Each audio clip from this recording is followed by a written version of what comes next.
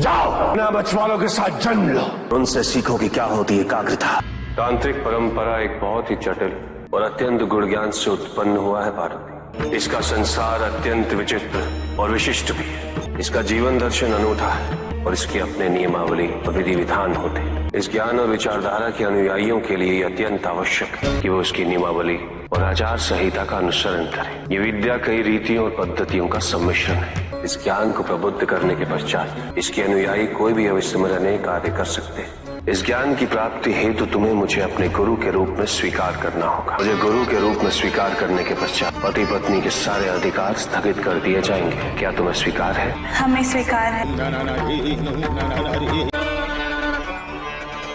तंत्र विद्या कई भागों में विभाजित। इसमें शीर्ष स्थान भैरव तंत्र का। इस विद्या की प्राप्ति आवश्यक ही नहीं अभी तो आगे के ज्ञान तक पहुंचने के लिए अनिवार्य भी। तंत्र विद्या का महाबली शस्त्र है भैरव तंत्र। इस विद्या को प्राप्त करने के पश्चात सूर्य को भी निस्तेज किया जा सकता है। भैरव तंत्र को प्राप्त करने का एकमात्र मार्ग है एकाग्रता। यदि किसी कारणवश एकाग्रता खंडित हुई तो ये विद्या सौभाग्य के स्थान पर दुर्भाग्य के कुछ प्रभाव को उजागर करने लगेगी। आओ अब तुम मेरे साथ मंत्र उच्चारण करो।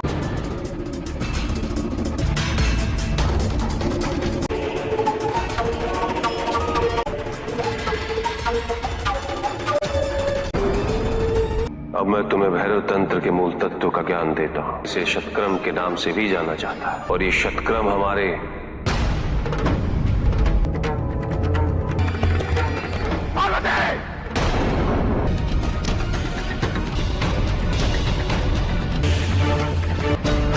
हमें क्षमा कर दीजिए स्वामी। तंत्र विद्या के ज्ञान में क्षमा का कोई स्थान नहीं होता पार्वती। त्रुटि होने के पश्चात दंड को स्वीकारना ही पड़ता है।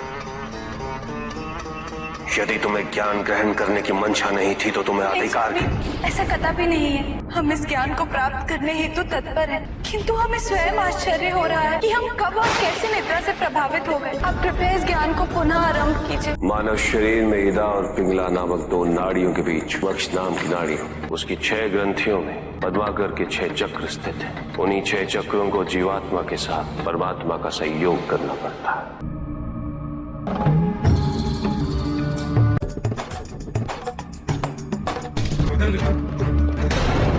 और इसके पश्चात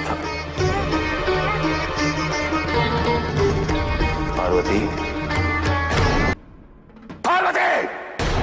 इतने अथक प्रयास और विस्तार से समझाने के पश्चात भी तुमने अपनी एकाग्रता भंग कर दी। तुम्हारी एकाग्रता अभी इस विद्या के लिए पर्याप्त नहीं है। जाओ अपना बचवालों के साथ जन्म लो, उनसे सीखो कि क्या होती है एकाग्रता।